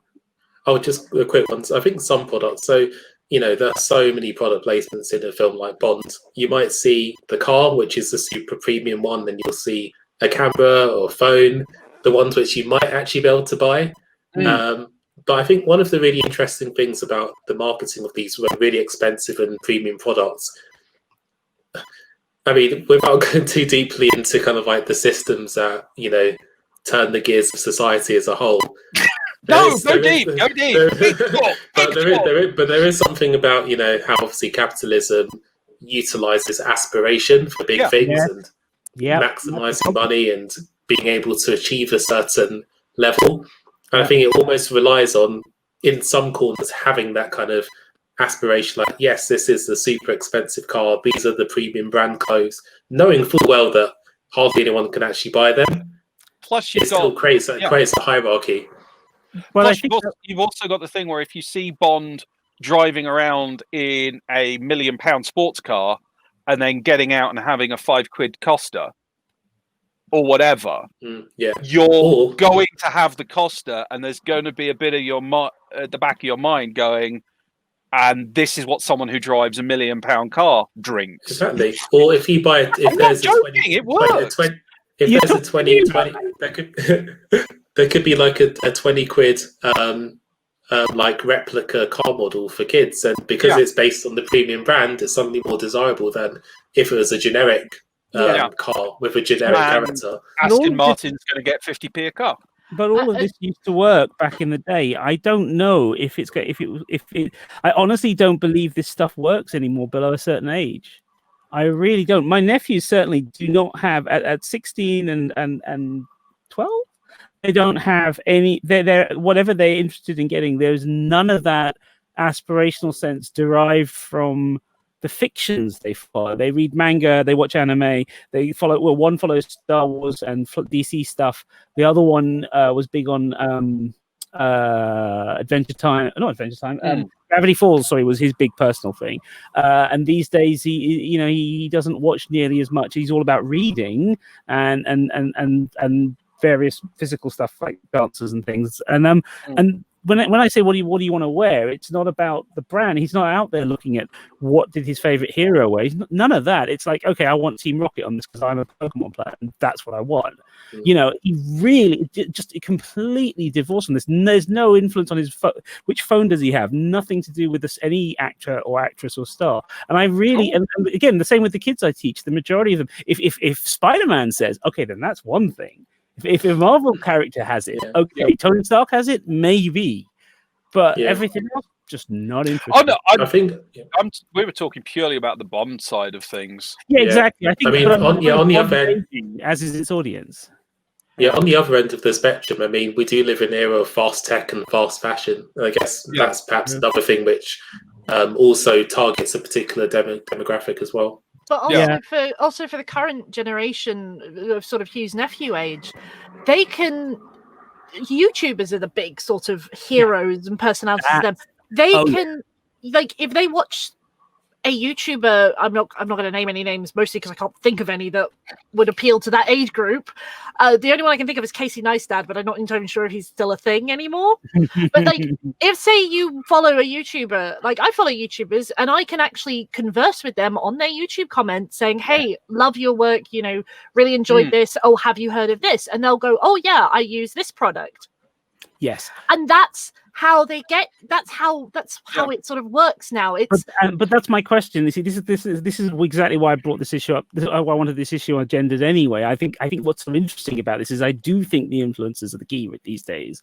But I can also see when you take an older piece of media like Bond, like exactly who are your influencers going to be?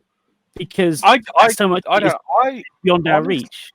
I honestly think we're going to see, and I know Station Controller's probably going to fire me for this. I can see James Bond going in the next in the next decade easily. He's a dinosaur.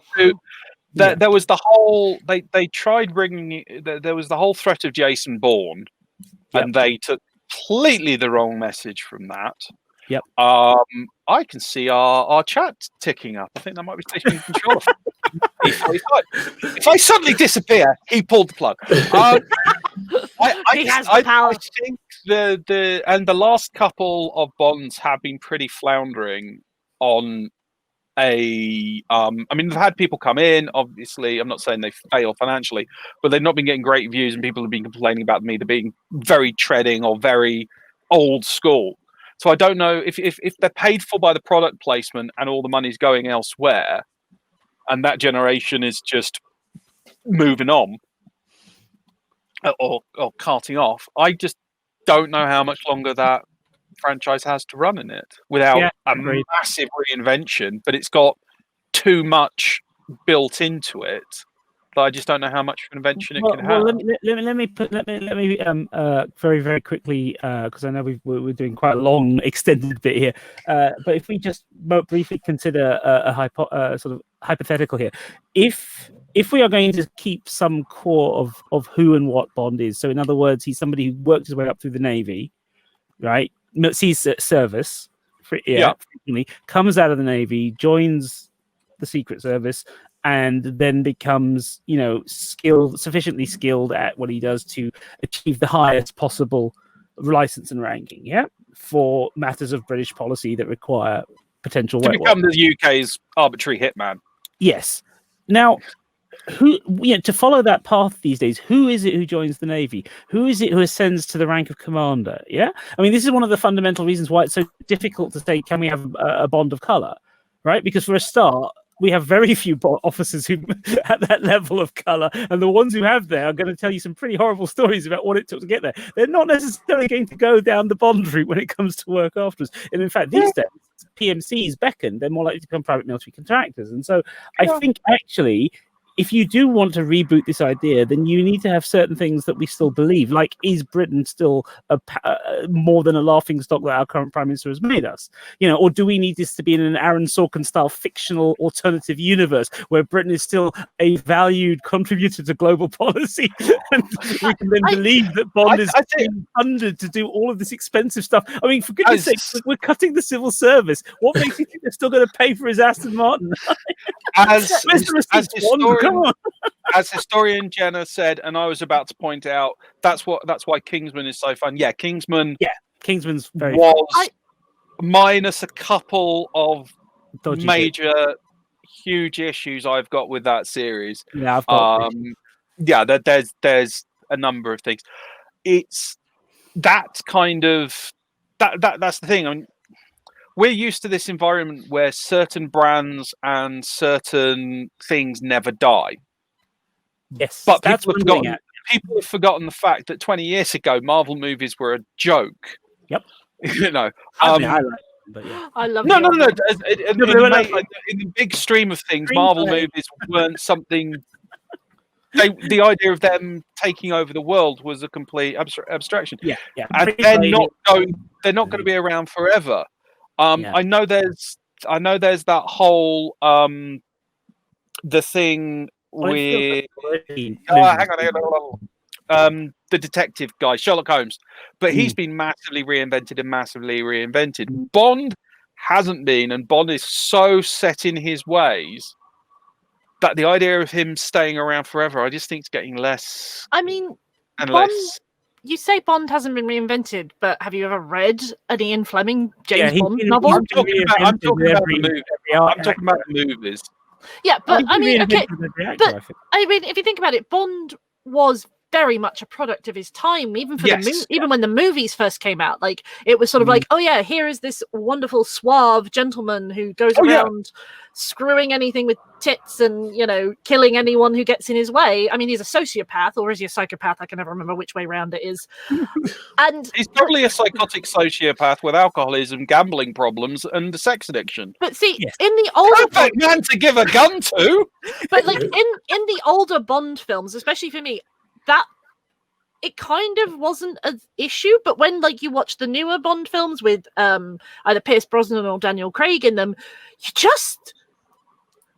I find them more towards a horror movie now than I do an action movie, because it's like, why is this man allowed to continue? Daniel Craig. Sorry, Adam. Yeah, I was just gonna say. This brings in a really interesting point that I like to raise quite often, but diverse writing rooms, because we can always talk about, could we have a black Bond or Bond of color, but it doesn't really make a difference. Yeah, but it doesn't really make a difference if the writing's still by the same types of people with the same type of themes. So I think one of the interesting things about things that have been reinvented and they've managed to keep sustaining as fantastic products, they thought about how can we change the formula, how can we bring in new ideas, even like we're talking about Final Fantasy with Square Enix. Some of the big things they did, they really started to lean on the Western side of their studios they acquired for technology tips. They started to think about more real-time action as a move away from turn-based combat, things which people just couldn't have imagined Final Fantasy would be. It suddenly became. So I think, similarly with even James Bond, maybe it's been using the same formula a bit too long now. But it would be interesting to see how some new ideas could potentially shake that up. If you got a diverse cast in, sorry, not a diverse cast, if you got a diverse writing room in for Bond, that would be phenomenal. I mean, Station Controller made the point that Waller-Bridge is the main writer on No Time to Die, and I had no idea who that was, so I asked. That's the female writer behind Fleabag and Killing Eve. Yeah, Phoebe. I liked neither of those. I really that's a good point. It's a good point as well that even if we do have a diverse cast and diverse writing room, it still might not be that good, and that's also fine. It's one of the possibilities. I think. Go on. Sorry, I just want to say, I think the problem with James Bond specifically is that he is such a stereotype now that if you try and change him, everyone's like, think about how het up people got when they were sort of possibly mentioning that maybe Idris Elba would play Bond. Mm-hmm. You can't have a black man play blonde because blonde is British, and it's like. So Have you? I mean, we have people of color in Britain. I know that we are predominantly seen as white. One or two. Yeah, there's a few of them. I mean, it's sort of along the when they dared to make Doctor Who female. It was like, you can't have a female Doctor Who. That completely goes against the laws of made-up biology. Yeah, exactly. Like, wait, we know there's female Time Lords, but a Time Lord can't be a lady. Yes, so I'll give you a good example of where I think we might see more interesting stories. I think the one good thing about having Bond around is it keeps pushing other people to do different stories. Yeah. And so yes, I finally got to see the fifth Bond film because I've liked them all, and I was really impressed at how well that last one still managed to hold it all together in the format that they've developed and have some ideas and be interesting. But then Jessica Chastain, who did Zero Dark 30, which is a controversial film itself, she worked very closely with a particular ex-CIA agent to develop her role. They've now developed a more entertainment style spy film, which they've been shooting in Paris before the lockdown, which has got a predominantly female-led cast. Which I'm very intrigued by, because you're doing this. Chastain was saying, as a producer on the film, she was saying that a lot of what spies use as current spycraft is not something we see on film. We tend to see older visions of spying, and that's all that's reached the writers. So she's hoping that. So this is interesting. But then Christopher Nolan was also in talks at one point to pick up on a Craig film, and apparently, depending on who you believe, the rumor is that he wanted to go with a black Bond, which is apparently one of the many reasons why Eon and him said, no, okay, we'll not do this. We won't have a contract. He's now made Tenet, which has, Denzel Washington's son, who's a fantastic actor, doing the most Bond-like impression I've seen in the trailers. He's got that look down. He's got the suit. He's got his Q in the shape of, crikey, what's her name? The French actress who was in Harry Potter and the Tunnel. Name's gone out of my head. But anyway, I think that's what we're going to get instead. I think other people will go, well, we're going to have a go instead. Nolan's already could be a threat. It also removes the problem, which I've had a number of people bring up with me, this idea of elevating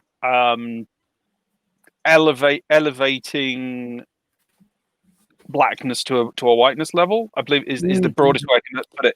It's like, yeah, great, you've got a black guy playing Bond, but can't we just have, it would be so much better if we had a black character become as big as Bond. Exactly. That would be yeah. I wanted to do that. Like I think sorry. No worries. No, I was just saying, it's often forgotten that we all have our own stories. We don't have to fit into a certain mold, and I think it's really important. I mean, slightly unpopular opinion. I actually think that James Bond would probably be, I don't know, it'd probably be a bit boring for Idris Elba. I think his personality could come out better in another role, and I think that's a very good point. Yeah, I think the point I want to make about James Bond as well is, I said he was a dinosaur earlier, and I did mean that. Considering how we are now with, gender equality. Well, okay, we're not great on it still, but gender equality is a thing. Sexual fluidity is a thing. The way James Bond treats women is atrocious. And the way he treats people of color is also atrocious. It is a white male power fantasy, but a very specific type of white male. Yeah, power it's an fantasy. old white male fantasy. Yeah, like for me, if James Bond was a real person, he is the person who would be saying, when someone says Black Lives Matter, he'd be going, no, all lives matter, and then shoot you. Yeah, exactly. He's the guy driving the car that's kidnapping you off Portland streets, Yeah, like he's not. Sorry, I hate He's got done so quickly. No, but this is the point. This is the problem. It's a fantasy, as Lizzie says. It's a fantasy that some fundamentally dark places that we as ordinary public members are starting to experience now. Yeah, Starting to see now through social media. Like, speaking as a South African, I have always been aware of the dodgy side of all of this. Like, my dad, my dad took me to see my first Bond, but at the same time, we had friends in priests with hands that got blown off by South African, Secret Services because they were anti-apartheid. I mean, it's like the reality of what spies do is pretty grim. That's the other big thing with James Bond is you got this guy who is jondling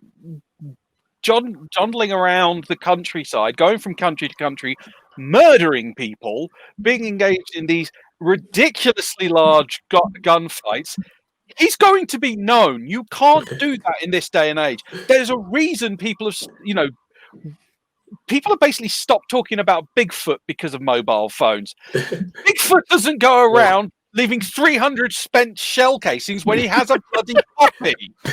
I was reflecting on some of the old Bond plots, and I'm sure this came up in an article at some point, but if you look at a film like Tomorrow Never Dies, where I think the main kind of like antagonist has manipulated global satellites to control TV channels to spread misinformation. But today it's like, TV channels? Like, Twitter's way ahead of that. Also, starting a fake war to get ratings. Yeah, and I know it's like it's a film that's obviously based in a certain era before social media was a thing, but it is quite interesting that a lot of films, they don't take into account some of these other aspects. Horror movies do take this into account, and what they do is in the first 10 minutes there's always a reason why everyone has to put their mobile phones in a bag and turn them off, and why that bag has to be encased in cement and then the cement thrown in the river. It is an issue that has been dodged so stoically for so long. It is its own trope in itself. Yeah, 24. It used to be a thing as to at what point in the season will his phone get smashed, and he'll have to get off the phones. It's been a thing for modern writers. They rather than deal with it and confront it and involve it, it's always, can we just dump it, because then we can fall back on the old storytelling tropes. I think Adam's got a point. It doesn't feel realistic anymore. Do you guys know the old 5-year-old supervillain theory? As in a 5-year-old as a superhero? No. All supervillains need to employ a 5-year-old, and they need to explain their plot to the 5-year-old. And if the 5-year-old goes, but that won't work, they get rid of the plot. They go, no, I'm not doing it. The 5-year-old saw the problem, ditching it.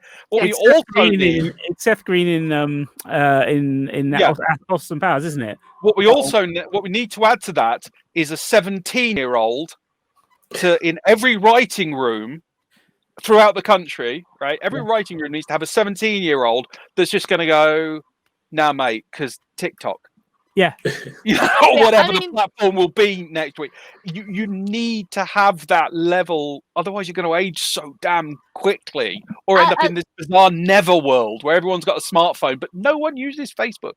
Yeah, as historian Jenna says, there are too many rich, white, cishet men, and it shows in many places.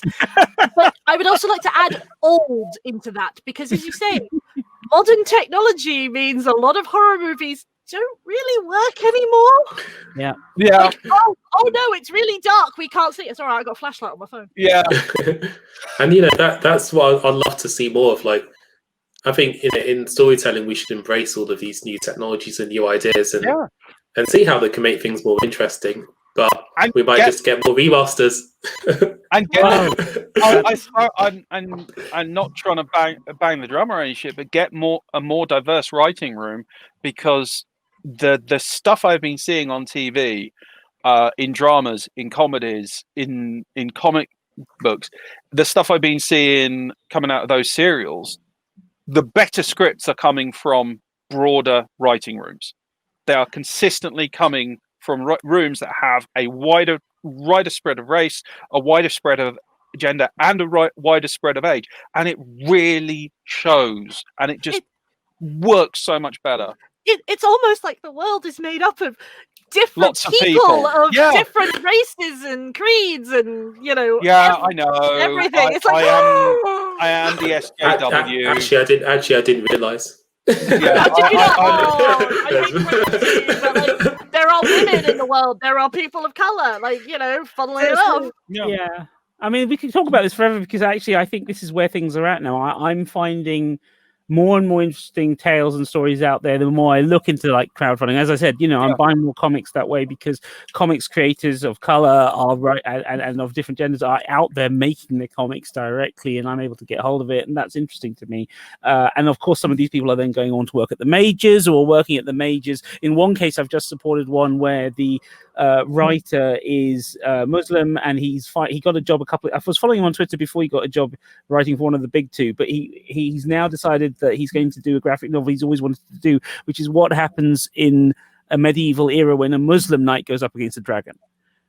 And I'm like, I'm in. Like, I just crowdfunded that. I was just like, the fact that it's a famous. Send me the damn link. Yeah, send me the link. I need that comic.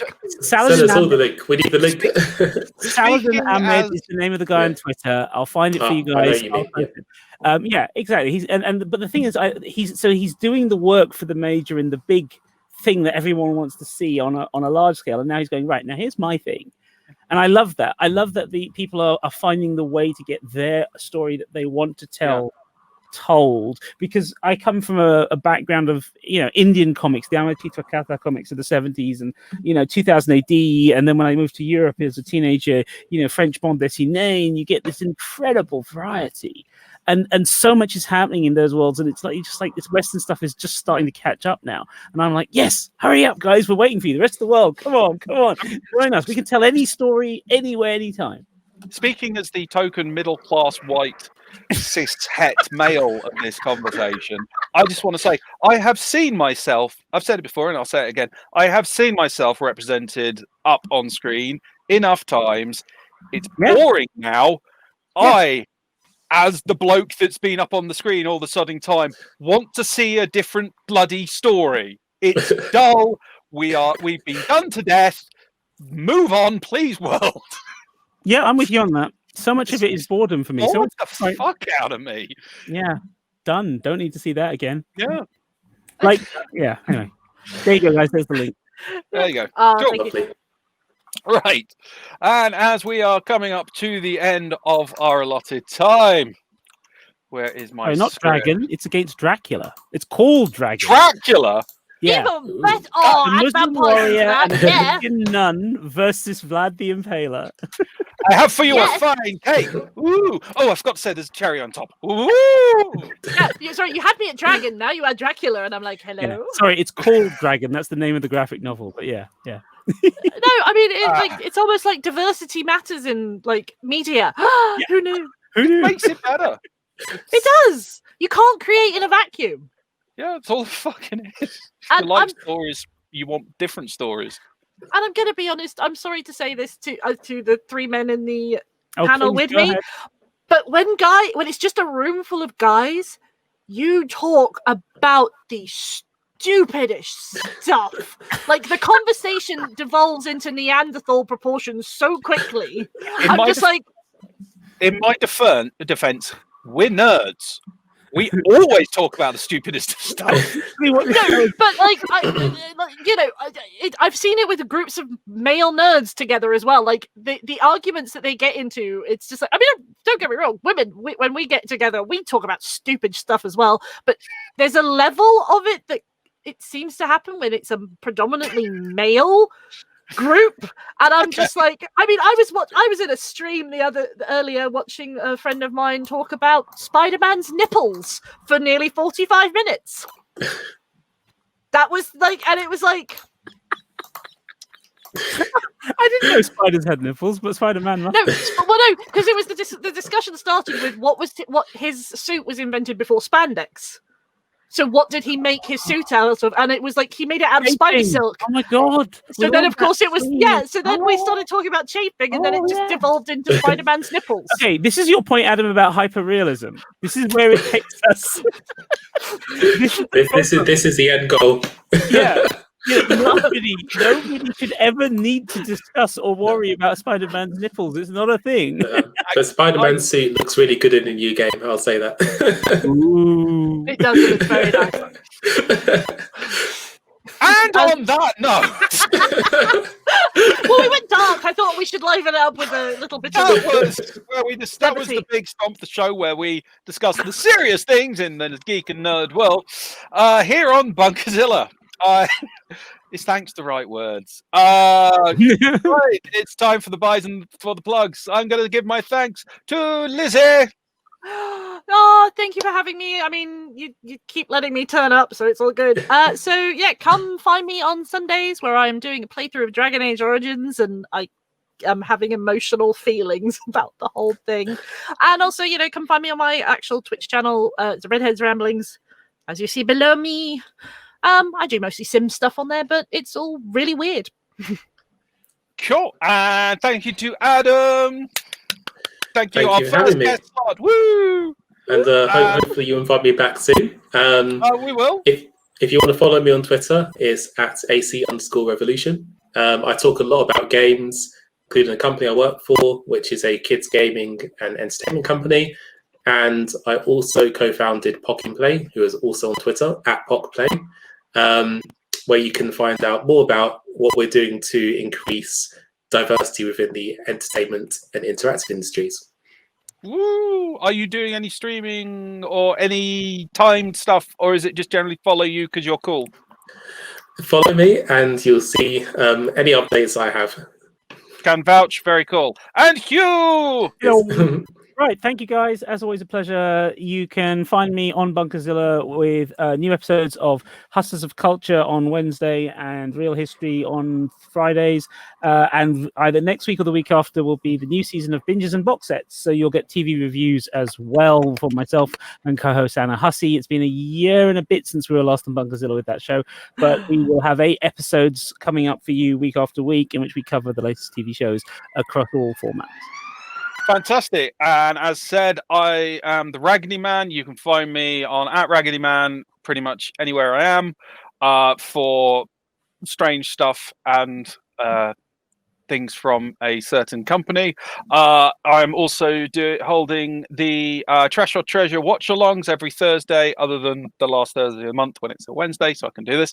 That is on our Discord channel, and there are an awful lot, a tsunami almost, of Trash or Treasure reviews coming out that Ian is finishing all his linkings to, because I got a massive backlog and then managed to finish them all off. Anyway, thank you also to the lovely viewers on Twitch tonight in the Peanut Gallery. Thank you so much for adding in various things. Spider-Man's sugary nipples, please, from Just Mark. Thank you to everyone except for Mark for all the wonderful things that they have thrown in. That was part of the discussion about Spider-Man's nipples that we had earlier. Liz is now banned. If you like the show, you keep letting me come back. I keep on banning you as well until no one else signs up. If you like the shows, please tell your friends. If you want to be in the Peanut Gallery, simply join us here 8 p.m. 27th of August, last Thursday of every month. Here we are. If we get enough people, we might even start doing it more regularly. If you've missed any of our previous Twitch shows, they're all available on the YouTube channel. Search for Bunkazilla. If you have a topic for us to discuss, you can let us know by joining the Bunkazilla Stomping Grounds group on Facebook. You can find that by searching for that or hitting up the Bunkazilla page. Tons of exciting stuff coming up here. Ian completes the first series of Batman, the Telltale series, on Saturday afternoon from 12 p.m. Ooh. He'll also be playing Fall Guys on Tuesday from 8 p.m. Think of Fall Guys as the Battle Royale video game equivalent of Takeshi's Castle with cuteness overload. Ooh.